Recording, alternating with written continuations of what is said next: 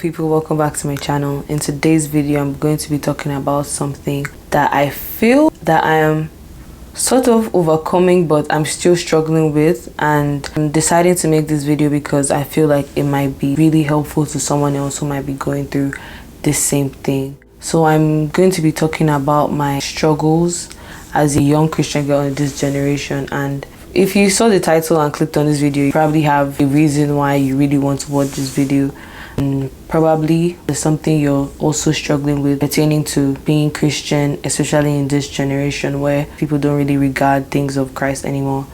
And that's not okay, but sometimes it's difficult to try to be different in a world where majority of people, or it seems like majority of people, are doing the exact opposite of what you know you should be doing. So that's really what I'm going to talk about, the things that I've experienced that you might also be experiencing, and hopefully this video is helpful to you. The first thing I would say I struggle with as a Christian is being vocal about Christ. When I first became closer to God and sort of deepened my relationship with him, I found it very awkward to even mention the fact that I take God seriously in my life to other people. And I remember that growing up, I used to think, oh, Christians are lame. If being Christian means I have to dress ugly, I have to look ugly, I have to just be so weird and uncool, then why would anybody even want to be Christian? And I realized later that I had that mindset deep down. Even though I had accepted Christ, I believed that God was everything, I still sort of had that internal belief that it was lame to be a Christian. In my head, I'll be thinking, oh, they'll probably think I'm weird, because which young person is really going about talking about Jesus in such a way, like, now you have to be a weirdo? And that was a problem for me until I realized that makes no sense. Other people are so vocal about the weird things that they enjoy in this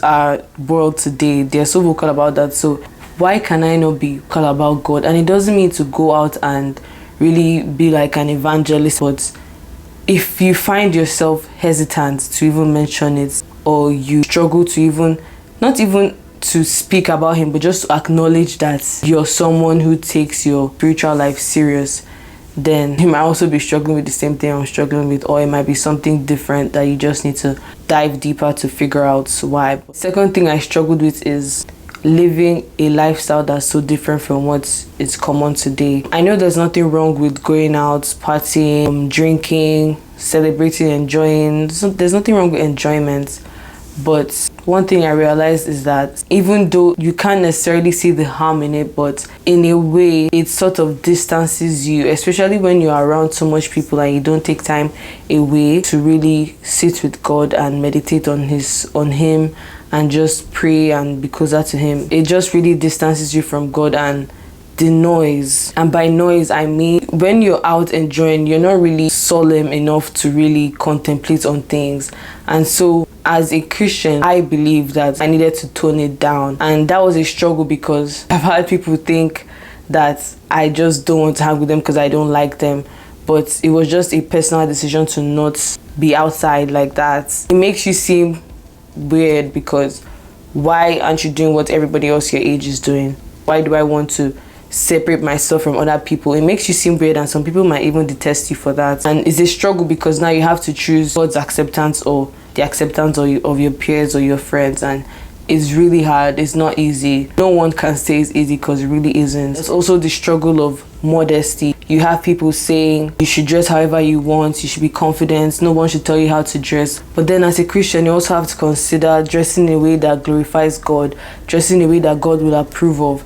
And then you realize that you cannot wear some things you want to wear. I watched this sermon by Stephanie K, where she explained that in the spiritual, there is no distinction. It's either black or white. There are no gray areas. Everything that happens in a culture is either promoting and establishing the kingdom of light or the kingdom of darkness.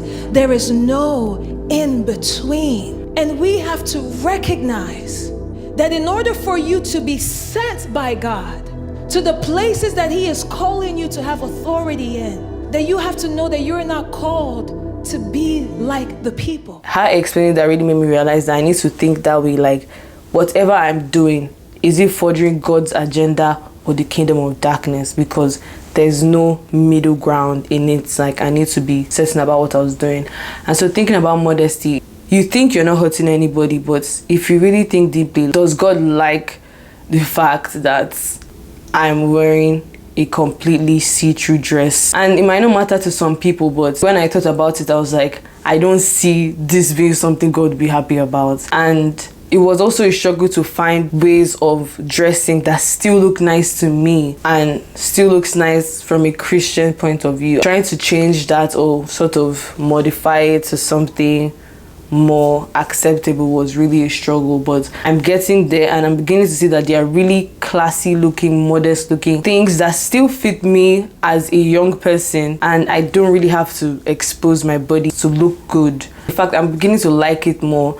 And now when I look at clothes online and I'm seeing just ripped apart in different places, I'm like, I don't see the point. By the time I was waiting on the line to get into the club, and it was so cold that night, and so I looked to the other side. There were a bunch of guys. They were wearing jeans, jackets, they have a t-shirt under, they're wearing caps, they are wearing sneakers, and then you now see the girls with extremely short dresses, some girls with no jackets, no caps, no nothing, and very, very uncomfortable heels. And I'm now thinking, why has society put this pressure on me to look this certain way? And now I'm freezing, practically freezing to death, and I'm looking at the guys. They are so well dressed and they're so comfortable. They could wait for another 2 hours, but if I'm here for the next 30 minutes, I might actually collapse on the ground outside because it was so cold. And I'm like, I'm never going to do that again. I'm going to try to look nice and comfortable and also be modest at the same time. Just changing my perspective really changed how I viewed a lot of those things, but it's definitely a struggle. And I know it's something a lot of Christian girls will struggle with, because in a way our generation has made it seem like there's a certain way you have to look and you have to expose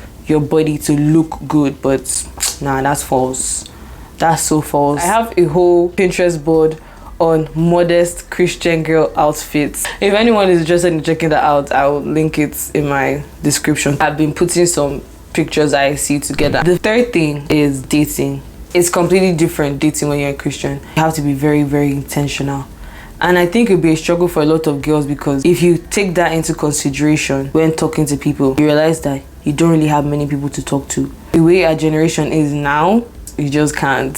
I'm still in college, so if you're looking at other college students, they are not thinking the way you're thinking. They don't have the same values you value. They have more of a just live your life, you're still young, live while you're young type of mindset, and you're thinking look to God, do the right thing, take him seriously. And if you're taking God seriously, that means you're also taking your relationship seriously, and it's going to be difficult. So when someone tries to talk to you from the beginning, you can already tell this person will not have the same values I have, and that's going to be the end of everything, and so you just have to let it go. So now I've gotten to a point where, as much as I enjoy the whole idea of dating, I'm not willing to date if we are not on the same page from the beginning. And now I can just tell from the first conversation, I can just tell, like, no, this is not going to work. It takes a lot of willpower and help from the Holy Spirit to really navigate through that, but it's working. That's pretty much it for this video. I hope you enjoyed this video. I hope it was helpful. If you have any questions, you can ask me, I'll answer. I'll see you guys in my next video. Bye.